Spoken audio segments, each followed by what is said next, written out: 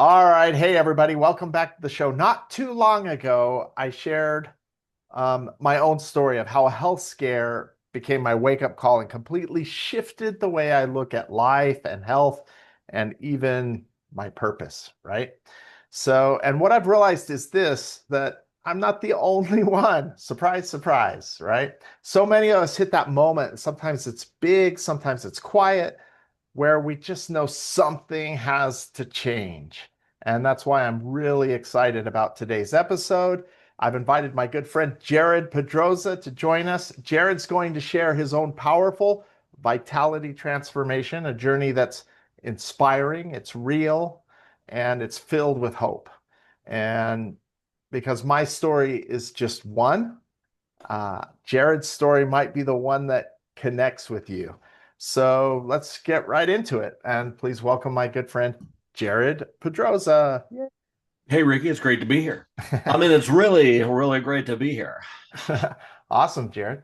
So, like you heard me just introduce you, and there's look, it's not even hype. Like you inspired me. You and I had talked before I had my health scare. And then after I had my health scare, I ended up in your backyard saying, what do I do? Right. And you told me all kinds of things that day, but I'm just gonna let you kind of spill the beans. Like pretend I just showed up in your backyard and I had this health scare and like I need to get on track. I haven't been taking care of myself, both mentally and physically. And where do I start, Jared? Like I'm scared. Or you could start with your story, wherever you want to go. I like to start right at the very beginning, kind of what caused all of this change to happen in my life. And that takes me back to kind of our mutual connection, which is back to Las Vegas. I was living down there, working a great job, had a really nice house with a great pool, living the life. Definitely not a healthy life, even though I had the pool. That was really more just anti heat. Um, but had an opportunity to move back to Utah and work at a local bank, and took that opportunity. It was a good chance to get back to kind of my roots back home. And when we moved back, after about 3 years working for the bank, I got let go, and it was a total blindside. We had just received a perfect audit. I had reached all my goals. I'd done everything that was asked of me, but they hired some new C levels and went in a different direction, and I wasn't part of that direction, which just completely blindsided me. I they In their defense, they did give me an amazing severance package. They took really good care of me. I have nothing but good things to say about them. It really wasn't any maliciousness on their part. It just was a change in direction that didn't fit with me and where I was going. So that part of that though was it was right around November, that I got let go. Is the end of November, so going into December. Merry Christmas. And between the holiday blues and getting cut, we also had to put two of our dogs to sleep during the process of all this. So Uh, just the universe kind of piling on. I don't know what I did in this life or a previous life to deserve all this, but um, so I just got really depressed. I got really down on myself, and I was weighing at that point. I think I was about 330 pounds, kind of fluctuating between them. Now, And so this is you didn't put on that weight just after you got transitioned out of that job. You had been putting on the weight for some time. oh yeah, yeah. I have some pictures we can show at some point where I mean I was just heavy. Had been for 20 25 years. Spent some time in the military, and when I graduated airborne school, I was 178 pounds and had about 10 to 12% body fat. And I took it apparently as a challenge to see if I could get those numbers up. Those were rookie numbers. I needed to bump those numbers up. And so, like I say, by my peak, which I had been above 300 for several years at this point, somewhere between 300 and 330, which was my heaviest. And this just, I got so sidelined by this that I really just kind of quit eating. I had no desire to eat. I had no desire to do anything. I mean, you don't find a new job in December. So I was applying and I was looking for stuff, but there was nothing to do, which I had had very busy days up to that point. So Yeah. I just got to the point where I wasn't eating. I mean, I would eat, but because my wife still loves me, and at that point wanted to make sure I didn't die, so she'd make Yeah. me eat occasionally. But I went back and looked, and I was maybe eating 1,000 calories at most during a day. Geez. And I started going for walks. Now, this was end of 2022, early 2023. We had quite a bit of snow going on at that point. It was a very heavy winter, as I recall. But I would just throw on some extra layers and a coat and go for a walk. And I wasn't like walking around the block, although I still joke that when I go on my around the block walk, it's around 10 miles, because that's what I Yeah. was doing. I was walking 10 to 12 miles a What day. what was going on in your head?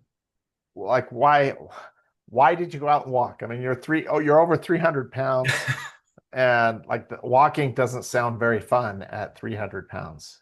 Well, nothing was fun at that point. Even the things that I really cared about prior to this cut, I just didn't care for music. I didn't care for video games. I didn't care for any of the things that I really loved before this happened. And looking back at it in hindsight, I really feel like I was hoping to have a heart attack, and or to pack keel over and die on the side of the road. And boy, that would show them. Then they'd all feel bad. Oh my gosh, Yeah. we fired him, and he died on a walk because he was so depressed.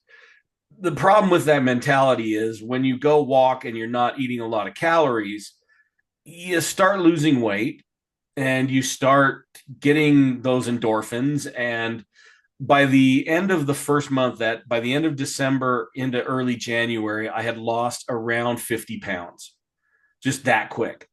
And again, my wife, who loves me dearly, though I have yet to figure out why, she pulled me aside one day and she said, "You've got to stop this. You're gonna die Yeah. if you keep this up. You're not eating. You're doing these walks." I was walking at 2, 3 in the morning in the middle of the dark, on roads with traffic and no sidewalks. Again, I think just subconsciously thinking, this will show them when I'm not here anymore for them to pick on. Yeah. But the losing the weight, I started to feel better. Just one piece of advice that I have from that time: I lost that 50 pounds, and I went out and I bought new pants. Don't do that. If you're losing weight in an unhealthy manner and it goes fast, I continued doing my walks, and I continue walking today. In fact, we have a walk this evening, kind of the local neighborhood walking group. But I did it a little more health conscious way. I started eating better. I started focusing on high protein, getting creatine. Wait. You have to close the loop. Why don't I buy pants? Oh, so because I continued to Why? lose weight, and I had to buy pants again. Oh, okay. So I bought like 8 pairs of pants, and then 2 months later, I had to buy 8 more pairs of pants and donate the 8 pairs of pants I had just bought. Sorry, Gotcha. should have closed that loop. But the thing that really changed the focus of what I was doing is one night it was getting late. It was probably 8 o'clock, so it was dark but not super dark, and I was walking up a road near my house. And as I'm walking, I've kind of got my head down. I've got my hoodie on. It's raining. There's slush all over, and all the garbage that collects in the gutters, from the snow plows pushing the snow off, and all the dirt and gravel that they Yeah. dump on the roads. And I'm walking along, and I look down and I see something in the gutter, and I don't know why. I bent down, I picked it up, and it was like a little Beanie Baby style, like Happy Meal toy looking tiger. Um, and I just looked at it, and it was filthy. It was covered in dirt. It was just it had definitely been through some stuff. And I picked it up and I looked at it and I just said, me too, buddy, me too. And I, Yeah. I I don't know why I tucked it in the pocket of my coat and finished my walk, which that night was around 12 miles. So I get home, it's 1 o'clock in the morning, midnight, 1 o'clock. I just walk in through the garage, peel everything off down to my skivvies, throw it all in the washer together, set it on a hot wash for the next day because I know I'm going out again, and turn it on. Go in, put on some sweats, and go to bed. Well, the next morning I get up, I take all the stuff out of the washer, I throw it in the dryer and set it to go. When the dryer buzzes, I go back to get my stuff out and I open the door to the dryer and all the clothes are piled in there, my coat, my sweats, all my socks and Yeah. shirts. And I've got, a base layer that I was wearing at the time, like a thermal base layer. There's a bunch of clothes in there and sitting right on top, looking at the door. I remember that vividly. It was looking at the door is this little tiger. And he looks like he just came out of his package. Brand spanking new, all clean and nice. And I pulled him out and I just thought, Dang. wow, if this little guy can go through what he went through and come out on the other side looking like this, maybe there's some hope for me. And now he sits here on my desk. He's right here. Can we see him? Yeah, I was hoping to see him. There he is. Yep. And you can tell, I mean, he looks fantastic. Yeah. My wife mentioned to me today, I told her I was going to tell you this story, and she goes, well, what's his name? I said, well, I've never named him. And then it just popped into my head. I should call him Siegfried. Siegfried. Why Siegfried? Well, Siegfried and Roy. Yeah. Okay. He's my white tiger. We're gonna have the white tiger that hangs out at the house for me. So let me ask you, but I don't want to stop the momentum of your story, but I do want to know your opinion or thought on the power of symbols as you're trying to, or as you do recover, or as you do make a change in your life. What is the power of having a symbol? I mean, the same can be said about guys that are Alcoholics Anonymous and they get their coin or whatever it is. And you've created your own symbol on accident. How important? He sits on your desk, so obviously he's important to you. Siegfried is important to you. What? Just give me your 2 cents about the power of symbols and why they're important to us along our journey. And well, for me, it was just something. It's something to hold on to. It's something that takes me back to that moment, which was really, about as rock bottom as you could get.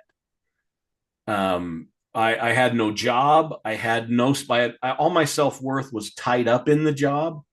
Like without a job, I'm nothing. I can't provide for my family. That happens quite on accident, doesn't it? Yeah. Yeah. And so so to see him now, it takes me back to that moment. And it kind of forces my brain to reconnect with who I am now versus who I was then. It's really easy to fall into a pattern, and I see this a lot, especially in men, where we compare ourselves to each other. Like I'm going to compare myself to another guy in the neighborhood who has a better job, a nicer car. He's in better health. He's got bigger muscles. Boy, I'm never guilty of that. I'm never guilty of that, just. Yeah. But the tiger says, hey, yeah, that's all cool and all, he's amazing. But you right now is so much more amazing than you when we met, Mr. Tiger.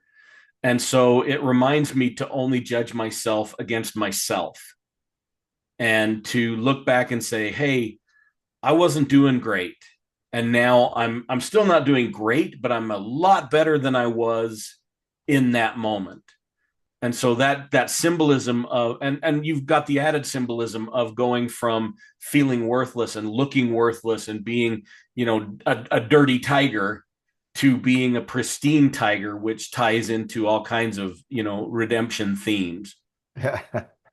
So this idea of having a trigger or something that commemorates that moment of when you would you say you changed your mind, not just your body? This was more of a mental change than a I think it was more, it was definitely a mental change. It was a change in my mentality of, I'm not trying to kill myself anymore. Now I'm trying to save myself. Now I'm trying to be the tiger in the dryer. I'm not trying to be the tiger in the gutter anymore. And I don't know what put Mr. Tiger in the gutter. I don't know if mom parked on the side of the road and little Junior got out and accidentally knocked his Tiger out of the car into the gutter. It doesn't matter. The fact is he was there when I needed him to be there, Yeah. and now he's there when I need to remember that there's no point in going back there because I'm so far above that now. Let's wax philosophical for a second. Uh, I I have an opinion on this, but I don't think you can, like, if you say, I'm going to go out today and find my symbol, like, I don't think your symbol will show up. Do you agree, or what do you think of that? Yeah, I mean you can be looking for symbols, you can look for patterns, but when it happens, it will happen. I had many opportunities to lose this weight. I went to the gym. I had been going to Planet Fitness at that point for about 5 years. Um, it didn't. I didn't ever lose the weight. I didn't lose any body fat because I wasn't controlling for anything else. I'm like, I went to the gym today so I can eat a quart of ice cream. Or I did an hour on the treadmill today so I can eat this bag of Doritos all by myself on the couch watching TV. And I had to change that mentality. Do you have any pictures? I want to see a fat picture, a fat Jared. I mean, I remember what you looked like, but I want Everybody always wants to see to. fat Jared. I brought these up because I knew you were going to ask. Can you see my screen? Yeah, boy, that's a lot different. Yeah, so that's me. This is actually me in Mexico at the end of this was about 2019. Um, yeah, 2019. And I was down in Mexico having fresas con crema, which looking at that picture, that's probably 2,500 calories in there. That's all ice cream and sugar gel and strawberries in sugar. It's like sugar with sugar. Sugar with sugar, Um, sugar with a side of sugar. yeah, here's another one of me. This was 2020. This is November of 2020. Just kind of you can Yeah. see the Now belly hanging over there with the puppy. let's talk about this for a second. You look like an average American. I was pretty average American at Like, that point. people would look at that and they say, "You're not fat." Like, you probably have people just like me that say they look at, well, they say it. I still need to lose about 30, 40 more pounds, but they'll look at me and they say, well, you don't look fat to me, which is kind of bad, right? It further anchors this idea that I'm doing all right, but inside you kind of inherently know you're not doing all right, and you know what you need to do. And again, this is not obsession, this is not twisted anything. You kind of have this feeling, I know I'm not healthy. And but then you get reinforced by everybody. Like, did you have people do that to you and say, yeah, you're not fat, you're healthy, you look healthy to me? Some people did. On the other side, there's always two sides to that coin. Like I remember going to visit my grandparents, and this is not to say anything bad about my grandparents because I love my grandfather dearly, but I'd walk in and he'd go, "Hey, when did you two guys get here?" But my cousin would walk in, who was much heavier than me at the time, and just get, "Hey, you're here. Great to see you." And so, from my perspective was, well, wait a minute, what's this all about, And I realized that it was they knew I could quote take it, because I was the fun cousin, I was the fun guy. Yeah. But it still hurt. And it never really occurred to me how much it hurt until I looked back on it, that but the way I dealt with that hurt was again to sit down on the couch with a bag of Doritos or a big bowl of popcorn, which isn't bad in and of itself until you put an entire stick of butter on it. And that was I had to part of this whole tiger moment was I had to reevaluate my relationship with food. I had to quit using it as a crutch and start using it as a way to become better. You said something to me earlier. I'm still on my journey, but earlier in my journey, you said two things that I repeat to myself quite frequently.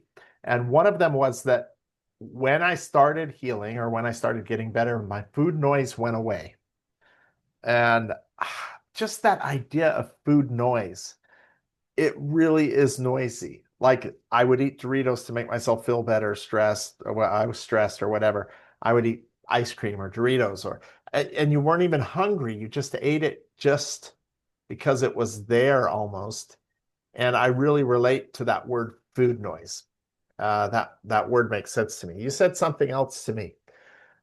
I said, how do I keep going when I want to give up? And I mean, it's these little simple truths that you grab onto. You said to me, um, when you're starting to feel like you want to eat, take a mental inventory and decide, do I want to eat because I'm bored? Do I want to eat because I'm angry? Do I want to eat because I'm depressed? If it's any reason other than I'm hungry, then you said, go for a walk instead. Now, sometimes I do better at that than others. Sometimes, this past week, I've had a few days where I just wanted something and I ate something bad for me. And it's almost like, in spite of all my effort, I'm gonna eat this thing that's bad for me. It's all, it's really weird. My relationship with food is changing. My relationship with moving is changing. And you kind of said that in those two things. Like they're little nuggets that I put in my brain and I can hold on to them. Why am I eating? Why do I want to eat? If it's any other reason than I'm really hungry, then I should go do something else. And it doesn't always have to be a walk. It might be exercise. It might be drawing. It might be get on the computer and edit a website. I don't know. If it's anything other than I'm hungry, and that also helps squelch the food noise. Yeah. Anything else you want to teach us or tell us about that? The one thing that kind of came to me much later in the process, mind you, this has been now several years of being in a weight loss situation. Um, I went a little too far in my food. Okay, I'm going to eliminate things that, I'm going to get rid of this. I'm going to never buy Doritos again. And I had to kind of dial that back a little at a time and say, okay, what can I incorporate into my diet now that might be less of a healthy alternative, but that I still need so that I don't go crazy, or so that I'm not that guy at Chili's who's weighing the portions before he eats them and jotting them down on my notebook.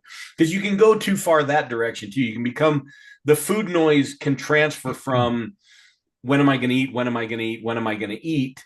To what am I eating? What am I eating? What am I eating? What's my protein at? Where are my macros? So you can be too extreme the other way. Yeah, you can become obsessed. It's still a food obsession, and it's still unhealthy to completely eliminate things. Now, I mean, obviously there's things that you want to eliminate, cigarette smoking or excessive alcohol consumption, things that are dramatically unhealthy.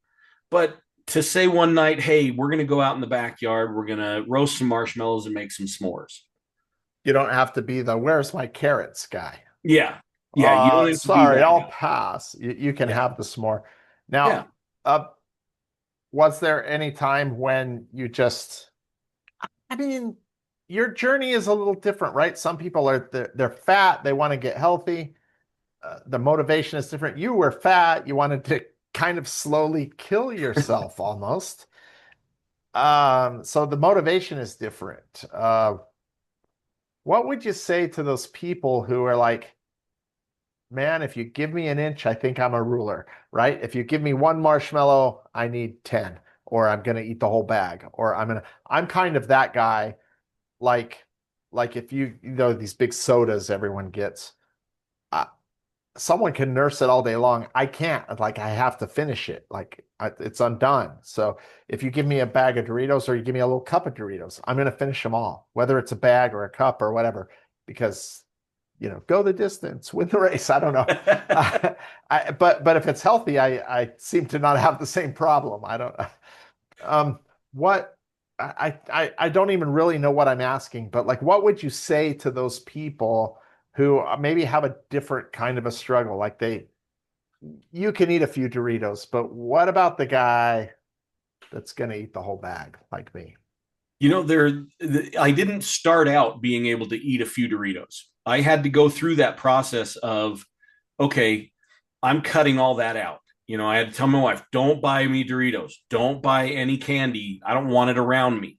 And I did have to go through that. And I've had to, I got down to about 205 pounds at that 205. point. Right, Yeah, from over 300 to to 205. 205. That was my low point through all of this.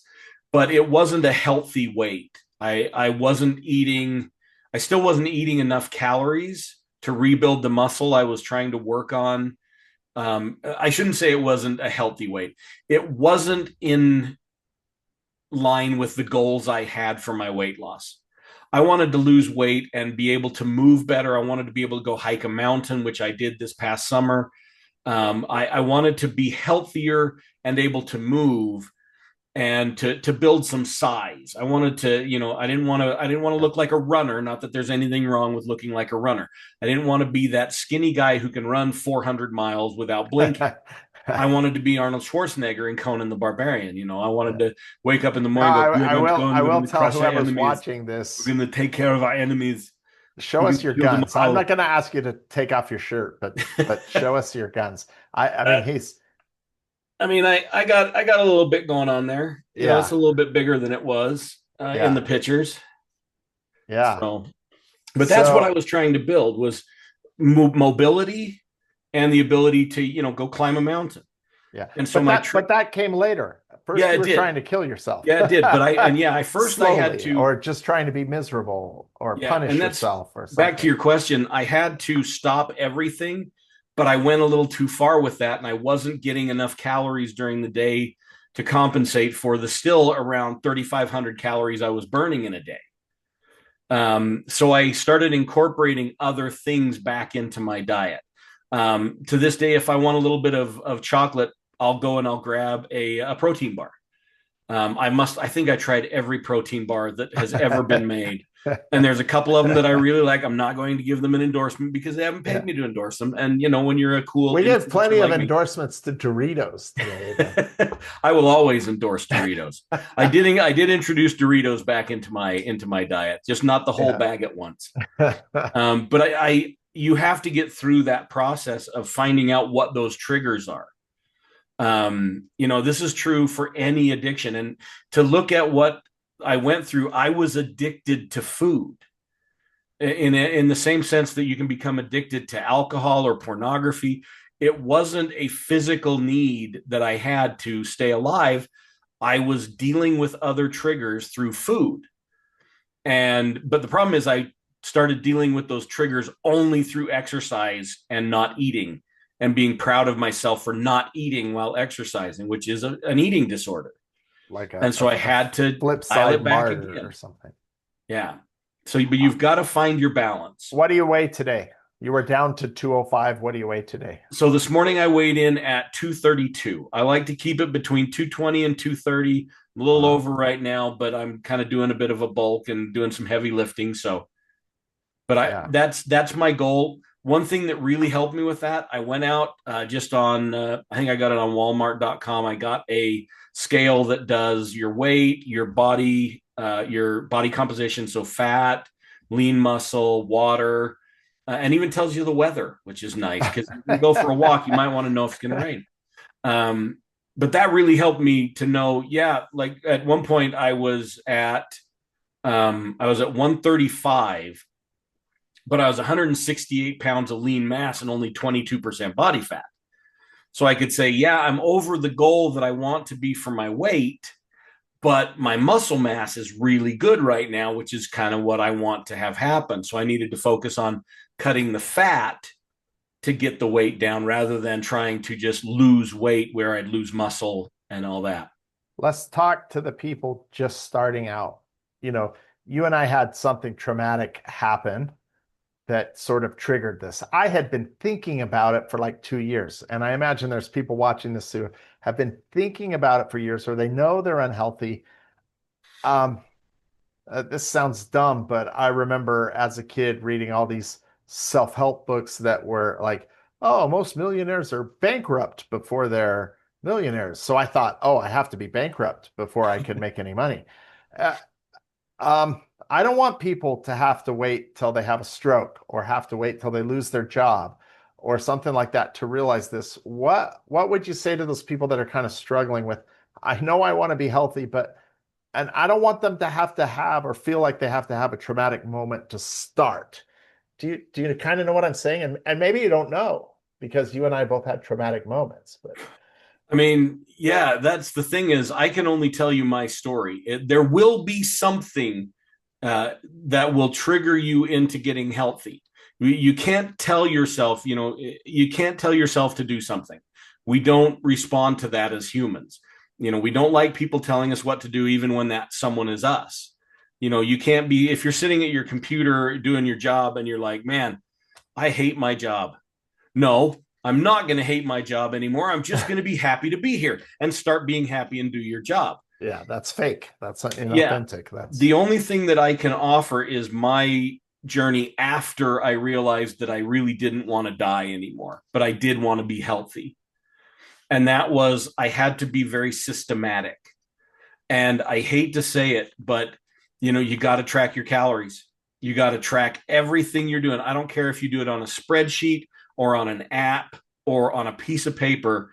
You got to look at what you're eating in a day, because that was the missing key for me when all those years that I was going to the gym was I might have, I probably burned 3,500 calories in a day, but I consumed 5,000 because I thought I'm going to the gym. So therefore I can eat this Snickers bar and I can eat this, I can have a big bowl of ice cream after eating the Snickers bar. Oh, Doritos.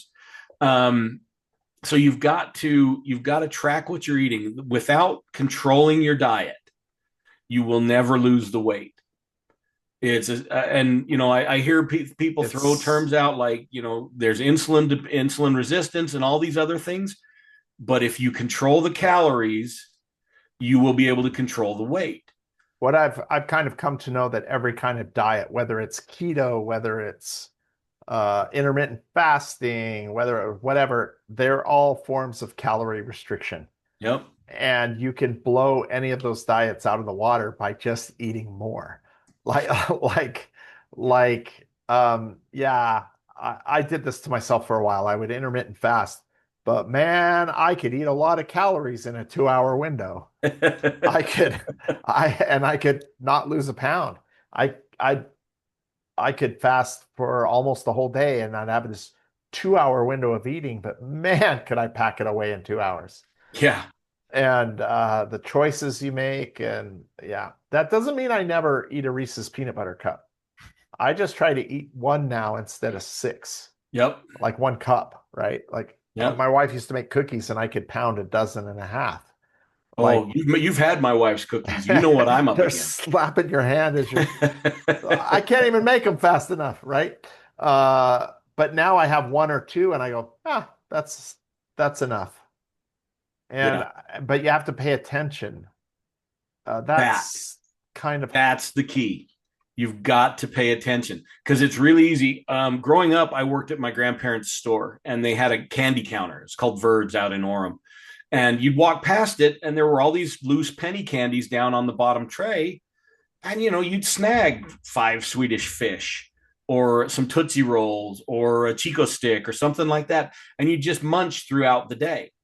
Well, that's great if you're running around hauling, 50-pound bags of potatoes or a 75-pound box of lettuce that if you're running, doing all these things and lifting bushels of peaches, you're burning 6,000 calories a day. You need that. But as soon as I wasn't doing that, I ballooned right up but I had that eating habit. That was yeah. now my habit. Oh, we have a dish out with candy corns. Oh, heaven help me if there's a dish out with candy corns. They're going to be gone within an hour. Also, just this is not health related at all, but if you get candy corns and Spanish peanuts and eat them together, it's like a payday bar. Just putting that out there for everybody's benefit. All right. Just guess I just gave a shout out to payday bars too. Yeah, and candy corn, but And candy candy corn, corn. yeah. But nobody likes candy corn except me. So So this is awesome, Jared. I appreciate your insight and time. Um, if we were to, and I'm sorry to drop this on you, uh, if we were to give some actionable items to people who are kind of in a situation going, I want to change, like Like for me, it was, I thought, oh, I have to be an athlete. I have to go to the gym. I have to do this. And you said to me, no, just keep walking. Just keep walking and making better food choices. That was a doable plan for me. Just keep walking and choose better most of the time. And that you're right. Once you did that a while, it kind of changes you, and you're like, I don't want to be that slobby guy anymore who doesn't have any energy. And then you start to get energy. Uh, that's a whole nother thing for a different video for a different topic. You get different topic for a different video. Sorry, I got all messed up there. Um, then you start to look at people around you and you're like, why don't you join me on this journey? And you can't be that way. You can't change, then you start to get mad because someone else in your house isn't doing what you're doing and you're feeling so great and you want them to feel great and them to feel great with you. But like, yeah, are there any other actionable steps or just takeaway golden nuggets we could give to people? Yeah, for me, the biggest thing is it took you years to get where you are today. It might take you years to get where you want to be. But I always used to joke that anywhere in the world is within walking distance if you have enough time. And so back to my journey, I started with walking and I still go on walks. If I get stressed, I'll go on a 10 or a 12-mile walk. Like I said, I climbed to the top of Spanish Fork Peak this last summer. It was an 11-mile round trip hike with almost 6,000 feet of elevation gain. And I past me, Jared in 2022 could never have done that. But it wasn't like, oh, I found my stuffed tiger. I'm gonna feel better. And then the next day I climbed a mountain. It's been 2.5, 3 years now since I had this epiphany. So that's the big thing is it's going to take time. Only you can do it. Worrying about whether your spouse, your significant other, your kids, your dog, whatever it is going to do this journey with you. It has to be you that puts one foot in front of the other. I also found I was also waiting for the perfect plan. Yeah, there is no perfect plan. Just start. Good friend of mine. I think I mentioned this in the article I put up on my website about this journey. He said to me, I want to write. I love to write. I've written quite a few things. And I said, but I sit down and I think, okay, it's that same thing. You can't tell yourself what to do. I say, okay, I'm going to write. And nothing comes out. And the great advice I got from him was just start writing. Just do a brain dump. Just whatever you're thinking. I even sit down and think, I have no idea what I'm going to write, but I'm going to write that I have no idea what I'm going to write. And type that out. Now you've started. And it doesn't matter what you do next. You've started. So My initial walking was nothing. I mean, I struggled to get 2,000 steps in, 3,000 steps, which even for some people watching this, they're going to be like, you walked 2,000 steps. That's amazing. But nowadays, it's not a big deal to do 15,000 steps. I used to go with my family to Disneyland and be dead dog tired at the end. I'm looking forward to the next time I go because they're going to be dead dog tired and I'm going to be raring to go. Not like an in your face kind of thing, but it's like a tiger for me. I remember last time I came and I could hardly make it through the day. And now I can make it through the day and have some energy to spare. And um uh like before we wrap up, I keep thinking of things. How important is it? You did this by yourself, right? I go walking with you guys, kind of the neighborhood crew, once a week, and I look forward to it every week. But if I walked with you every day, I have a sense that it might not be as fun. um, I guess I'm asking your a lot of programs or a lot of people, they say, oh, you need this big support group, you need all these pals, and you didn't. You did it by yourself, and I actually prefer to do it by myself. Sometimes I get a little lonely, and then my weekly walking group shows up, and I'm really grateful for them. And we walk together, we joke together, and I feel like I have friends again. That that's something there too. I feel like I have friends again. There's something mentally that's changed that's allowed me to let people in. I don't feel as guarded, and I'm okay walking by myself. Um, Talk to those people that are lonely out there who don't want anyone to see them start their journey. And I don't know, just you give your what do we call it? Speaking your piece. Speak your piece, and then we'll wrap up. So I did start by myself, and you have to start by yourself. You just have to say, no matter what anyone else is going to do, I'm going to make this change.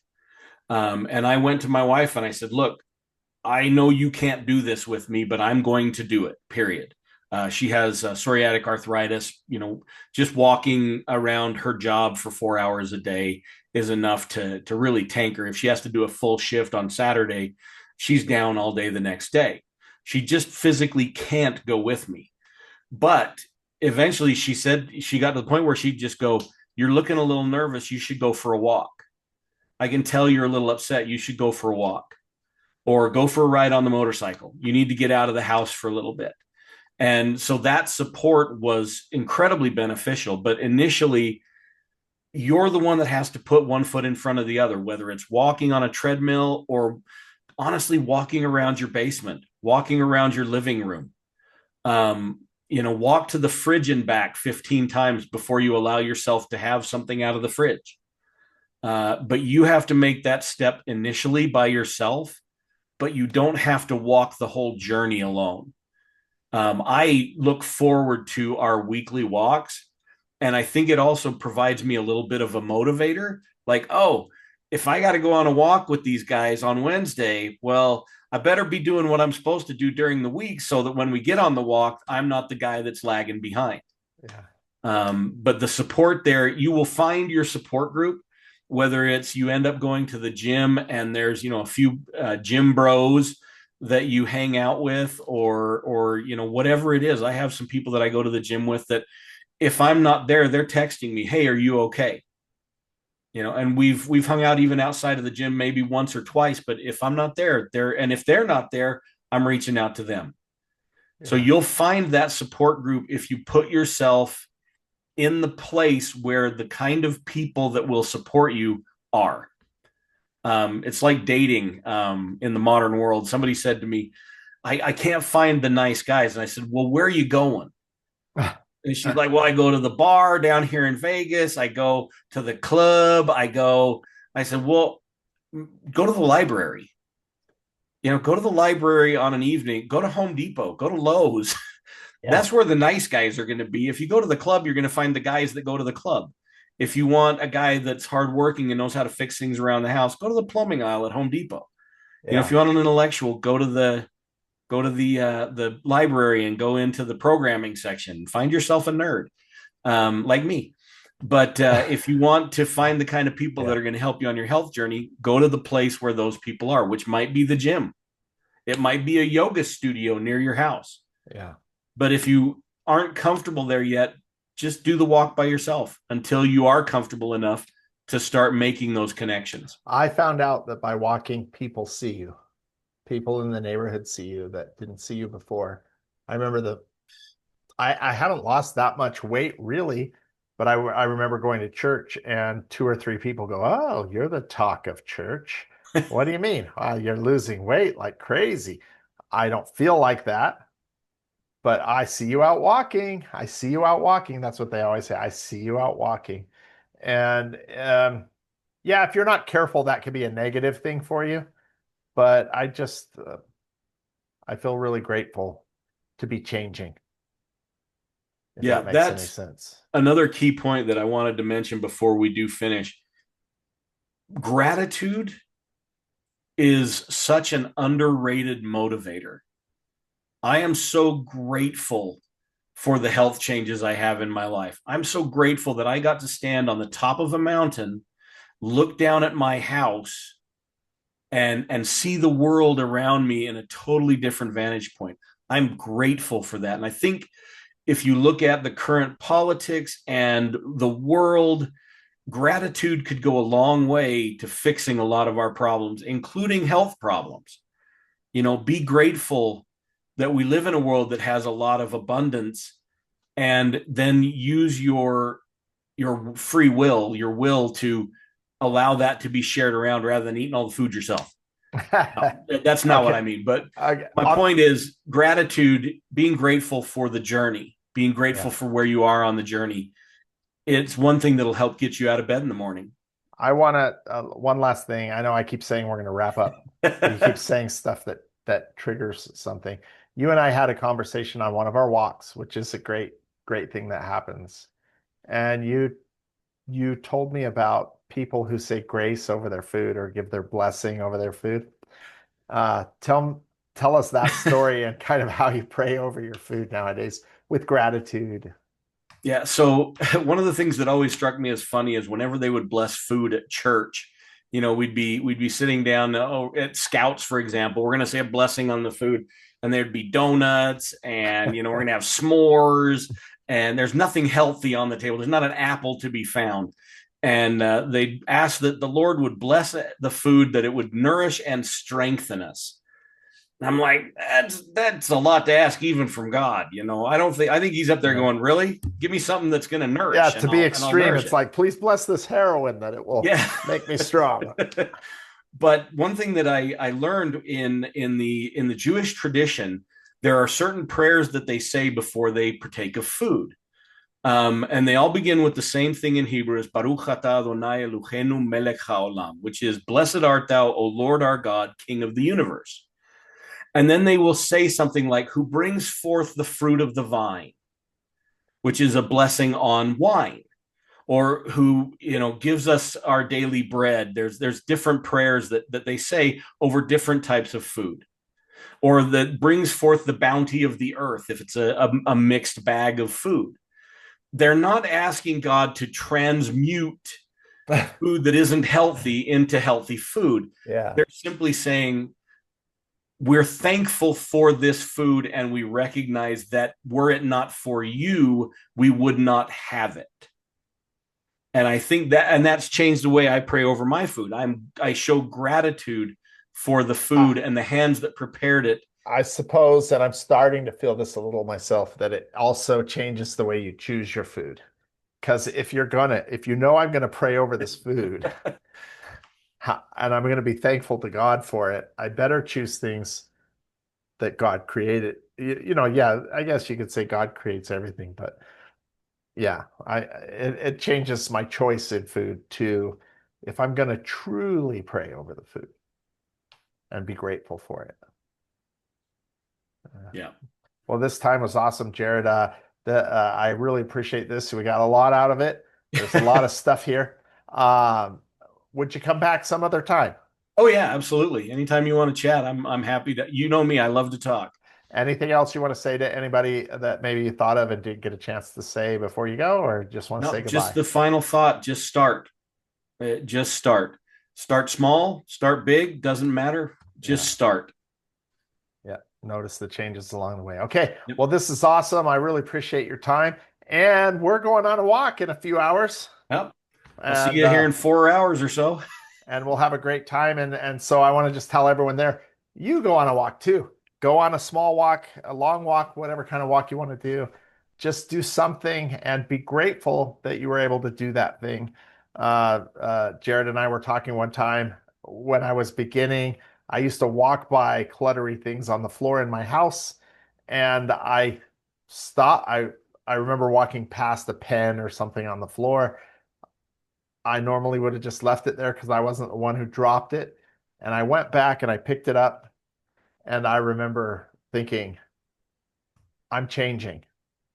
And so be grateful for whatever change you do make, and just keep going. Just keep going. Yep. And the And best thing just will be when you bend over to tie your shoes, you won't sit back up after they're tied going. yeah. Okay. Awesome, Jared. See you in a few hours. All Thank right. you. Have a great Thanks. night.